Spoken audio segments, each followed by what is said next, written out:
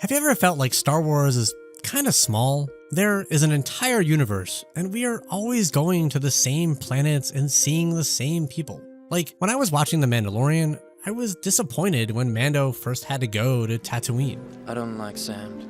And I felt a little frustrated with a Luke Skywalker cameo later in the show. It was fine, it made sense he'd get involved, but part of me just wanted to see a story do its own thing, not feel the need to be connected to everything else, especially the big names of Star Wars. But on the other hand, there's also this scene in Rogue One. Darth Vader didn't have to be the one killing rebels as they desperately tried to get the Death Star plans to Princess Leia. Even just stormtroopers would have worked. But I believe this scene works better with Darth Vader in it. I mean, these seem like conflicting thoughts, so I wanted to investigate that. Maybe Star Wars feeling small is actually a good thing, when it's done right. And to explain why that is, we first need to look at the themes of Star Wars.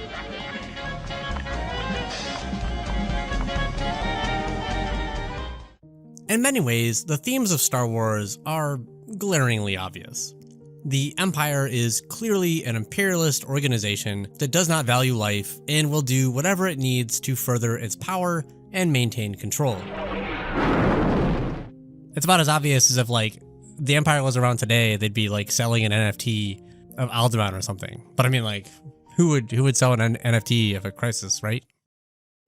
Its entire structure is a rigid hierarchy with power consolidated to as few people as possible at the top. Anyone lower in the hierarchy is just a resource to be used. Even Darth Vader was expendable to the Emperor. Take your father's place at my side. This culture creates a might is right mindset. People want to be at the top of the hierarchy so they are not expendable.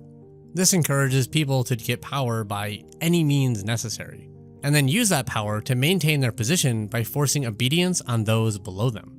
Any questioning or disturbing the hierarchy is met with severe punishment. I find your lack of faith disturbing.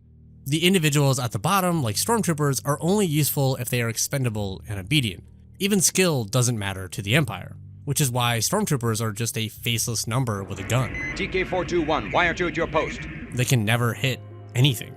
Before they began using stormtroopers, the Empire had access to an army of clones genetically engineered to be superior fighters. The Empire even had the ability to override the clones' will, as is the case with Order 66, where all the clones turned on the Jedi. But the Empire saw no point in paying for a skilled force when they could save money by just throwing away more lives. There would always be a fresh reserve of people desperate for work. The loyalty of those who willingly enlist is what I see tremendous value in. With the Empire, I get paid, I get fed. Whenever not in power, those who live by the ideology of the Empire look for anything or anyone they can corrupt.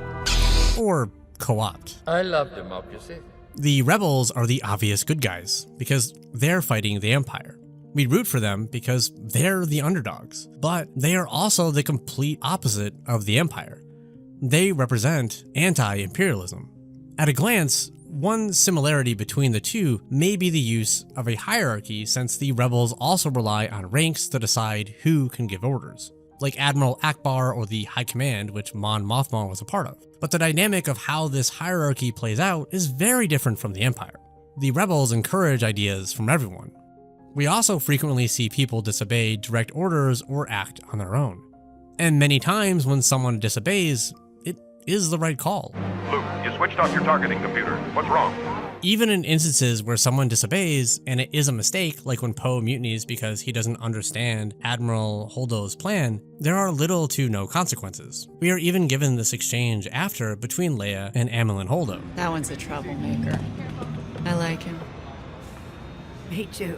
Which highlights the issue isn't that Poe disobeyed. If anything, that's a quality they like about him. And then Admiral Holdo sacrifices herself to save everyone else. So even though the rebels have a hierarchy, their authority figures don't try to appear infallible. They are allowed to be flawed individuals who don't always have the answers. And their position isn't really treated like a symbol of power at all. If anything, their authority is more about taking on greater responsibility to protect others. Because the rebels are a group united not just against an enemy, but through vulnerability and solidarity.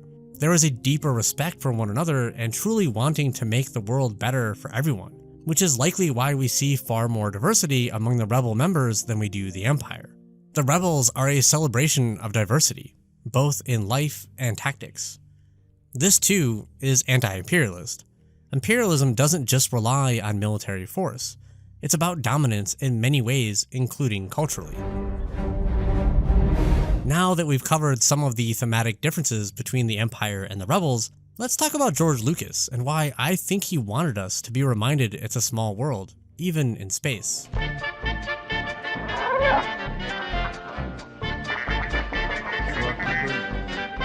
One of the things that stands out about the universe of Star Wars is everything is connected, not just with the Force. Created by all living things, it surrounds us, it penetrates us, it binds the galaxy together. In Star Wars, we don't see new discoveries. There might be new planets or aliens to us as the viewer, but not really in-universe. Whereas discoveries are quite common in many other sci-fi shows involving space, like Star Trek.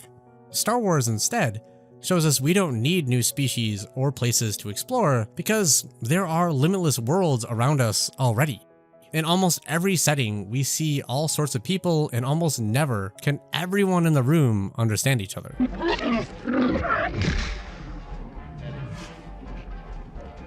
He doesn't like you. It's just part of everyday life in this universe, for there to be misunderstandings and communication difficulties. So the exploration in Star Wars is more about these various cultures. Droid don't pull people's arms out of their sockets when they lose. Wookiees are known to do that. This is pretty notable because usually when we think of explorers, it is tied to colonialism and imperialism, which makes sense because historically exploration was done for the sake of finding new resources or expanding an empire. But it's perhaps not surprising exploration would be handled this way by George Lucas, who has anti-authoritarianism in most of his works. Star Wars itself was a form of protest against the Vietnam War. America is so proud of being the biggest economy, the most powerful military force on the planet. It's become the empire from the perspective of a lot of people around the world. It was the empire during the Vietnam War. That's right. The United States was the inspiration for the empire. In fact, George Lucas even referred to the Emperor as Richard Nixon. The rebels were the Viet Cong, making use of whatever they could to survive years of brutal destruction and death at the hands of the United States. They're using asymmetric warfare against a highly organized empire. I think we call those guys terrorists today. When I did it, they were Viet Cong. Exactly. So were you thinking of that at the time? Yes. Lucas wanted Star Wars to be inspirational in that way. He wanted to show that even a massive empire like the United States could be fought against. The little guys won. Right. And the big, highly technical empire... The English Empire, right? The English Empire, the American Empire, lost. The fact that the Star Wars universe is never expanding helps emphasize this. In a smaller world, it's easier to see how our actions affect each other. The more characters and planets you add muddy the water, making it more difficult to see those effects motivate the resistance to help each other and to keep fighting no matter how many losses they suffer. To not give up hope. Help me, Obi-Wan Kenobi. You're my only hope. And it's very clear how the Empire doesn't care.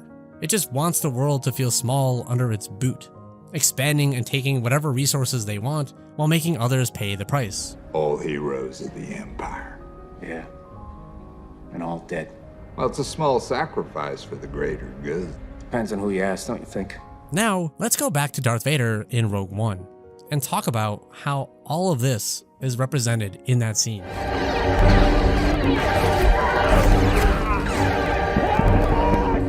This scene is pivotal to making Rogue One work. It connects all the new worlds and people we get to meet in this movie to the beginning events of A New Hope.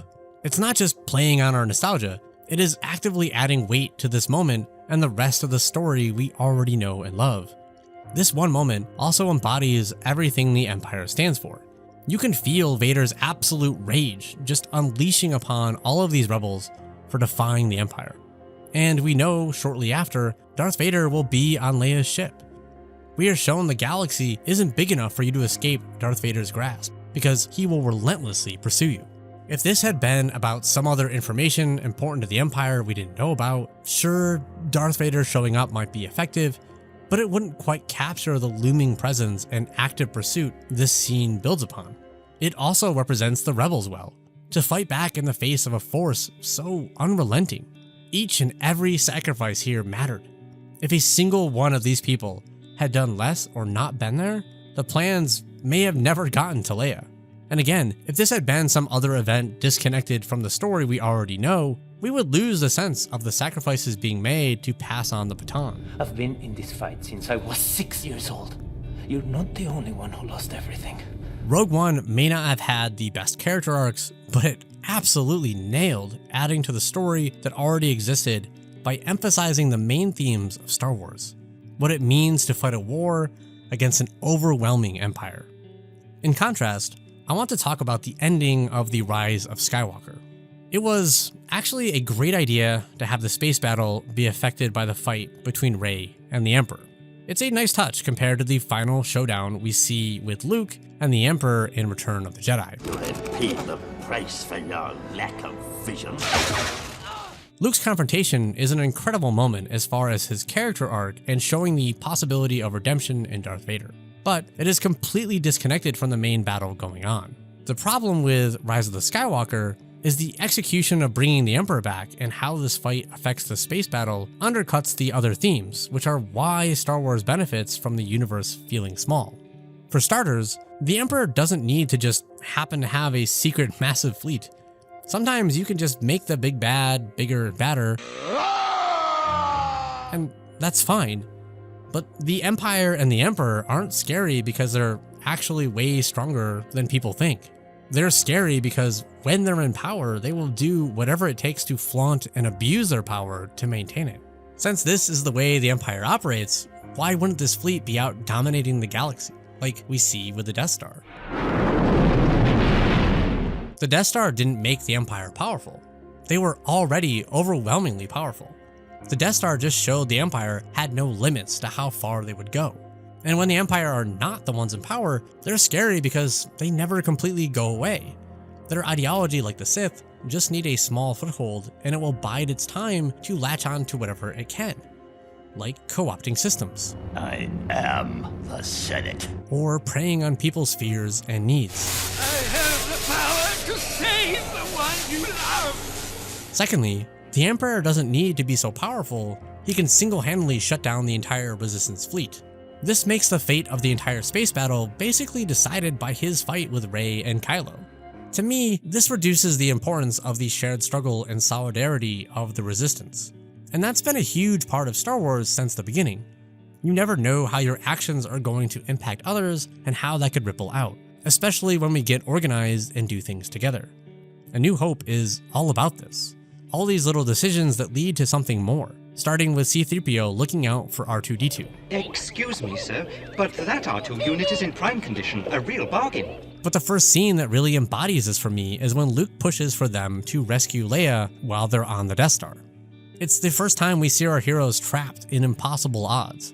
They're literally stuck inside the heart of the Empire's power, and instead of just waiting for Obi-Wan to disable the tractor beam so they could escape, they split up to help. If any of them fail, it's all over. But they work together, each doing their part. Listen to them, they're dying, R2. And they succeed in escaping with the Death Star plans to keep the rebels' fight alive. They see what is possible when working together, but also have to learn it can come at a cost. I'm glad to see the new shows on Disney Plus hit this aspect as well and use their interconnected stories to help it stand out. All of them touch on finding meaning, connection, and hope in an uncaring and harsh world. Seemingly small gestures of kindness can end up making all the difference. One of my favorite moments was in Bad Batch. Omega is just a kid, and since she is more idealistic, she frequently wants to do the right thing and help everyone. In one episode, she shared their communication channel with another girl named Hera. You gave her our comm channel? For emergencies, and that sounded pretty urgent. This small kindness, and just giving someone the ability to reach out, led to rescuing freedom fighters so a world under occupation by the Empire has a chance to fight back.